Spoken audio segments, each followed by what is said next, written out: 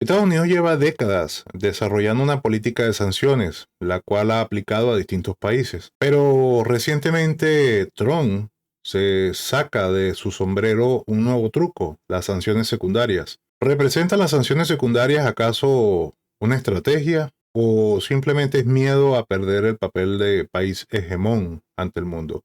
¿Será este el último recurso que les queda? Vamos a averiguarlo. Bienvenidos. Desde hace algunas décadas, Estados Unidos viene implementando sanciones contra distintos países argumentando temas de seguridad nacional.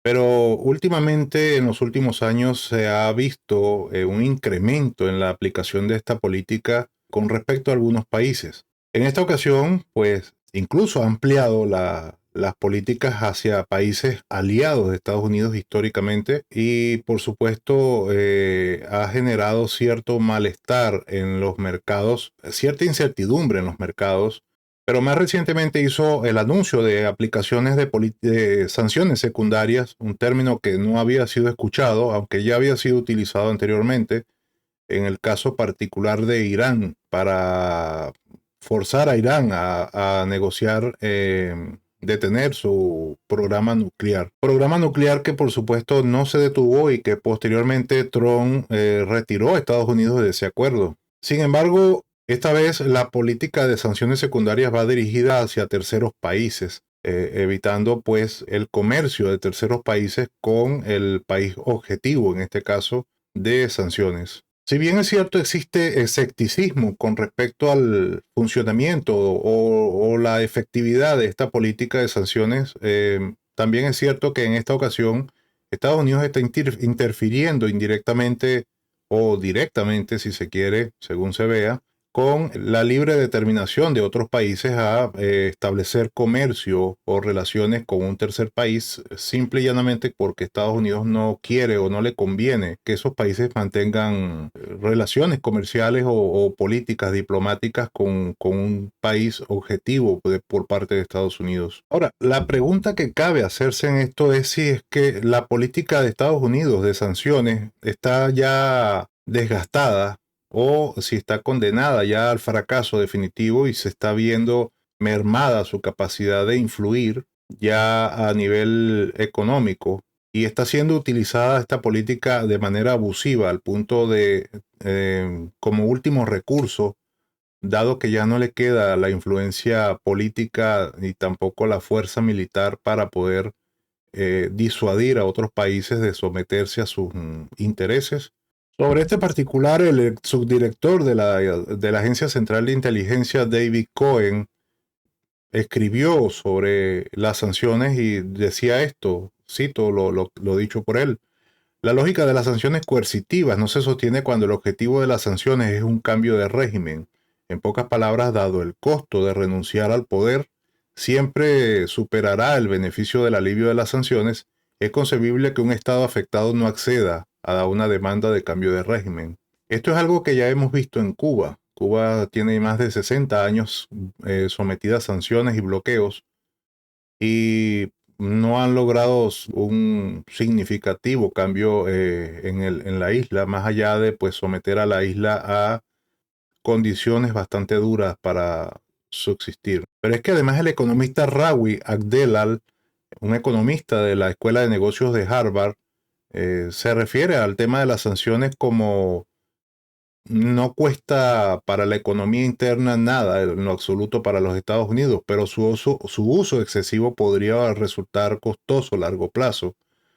Abdelal dijo que la mayor amenaza es el aislamiento gradual de los Estados Unidos y el continuo declive de su influencia en el contexto del mundo emergente y multipolar, con diferentes poderes financieros y económicos. Eso es algo que ya estamos viendo en este momento.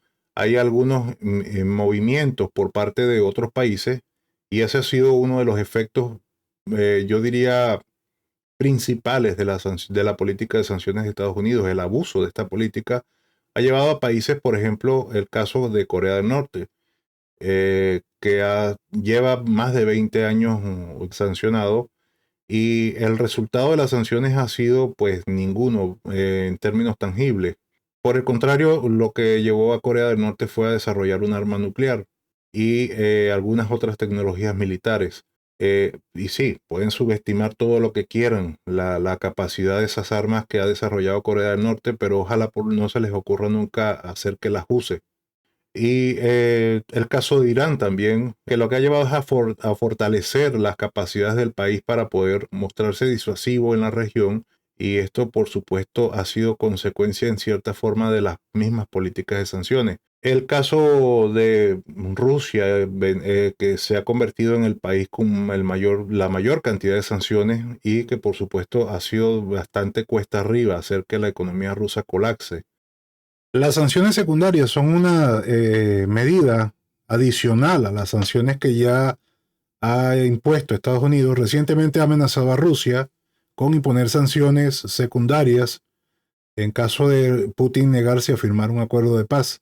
Y al caso venezolano, a la industria petrolera, restringe la compra de terceros países al petróleo venezolano, aplicando un arancel del 25% a los países o a las empresas que compren petróleo a Venezuela. Por supuesto que esto es una medida violatoria del derecho internacional y se critica mucho el carácter extraterritorial que está impulsando Estados Unidos con estas medidas. Adicional a eso, pues se ha anunciado también contra Irán sanciones de esta misma índole, buscando llevar a Irán a la mesa de negociaciones con respecto al acuerdo nuclear, acuerdo del que Trump retiró a Estados Unidos en el 2018. Bueno, ahora es Trump quien presiona a Irán para que vuelva de nuevo a la mesa. Indudablemente, Estados Unidos está usando las sanciones y los aranceles como una medida de presión, pero también de chantaje.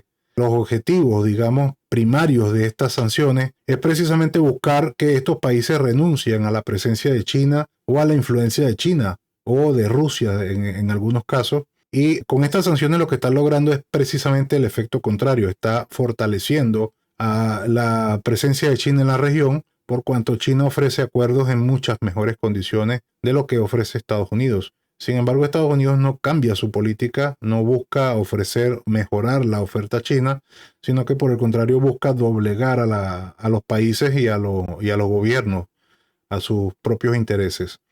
La pérdida de influencia de Estados Unidos, tanto a nivel diplomático e incluso a nivel militar, es cada día más evidente. Esto da a pensar, esto de aplicar sanciones y aranceles, incluso a países históricamente aliados y cercanos a las políticas de Estados Unidos. Por supuesto que esto está generando reacciones en el mundo. Quedará a ver qué contramedidas va a tomar el gobierno, los diferentes gobiernos, tanto víctimas directas como víctimas indirectas, con esta medida nueva de Trump de aplicar medidas secundarias, aranceles secundarios. También salta a la vista es el fortalecimiento de sistemas multilaterales, como el caso de los BRICS. Recientemente se han dado algunas cumbres en las que muchos países están buscando o manifestando la intención de ingresar a este bloque económico. Esto también es parte de lo que se prevé sea una consecuencia de las sanciones aplicadas por Estados Unidos a largo plazo.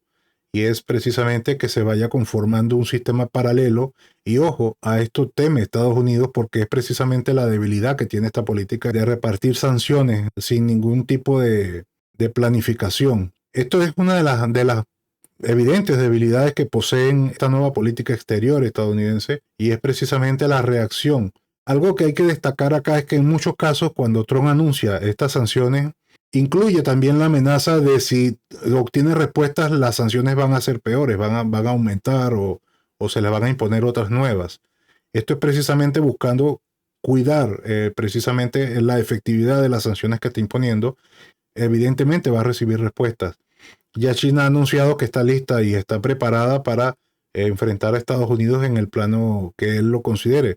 Si es a través de una guerra económica, pues va a ser una guerra económica, pero si también es una guerra militar, y esto lo anunció el portavoz chino, pues será una guerra en términos militares.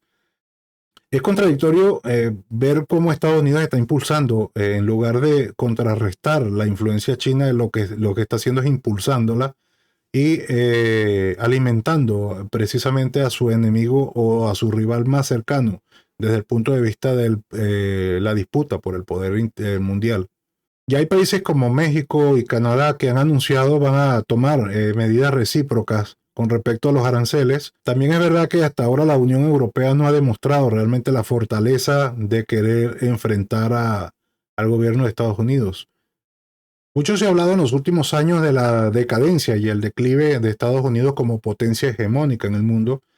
Ciertamente es un país que ya va sintiendo que está siendo desplazado de su papel hegemón que ha estado cumpliendo desde la finalizada la Segunda Guerra Mundial.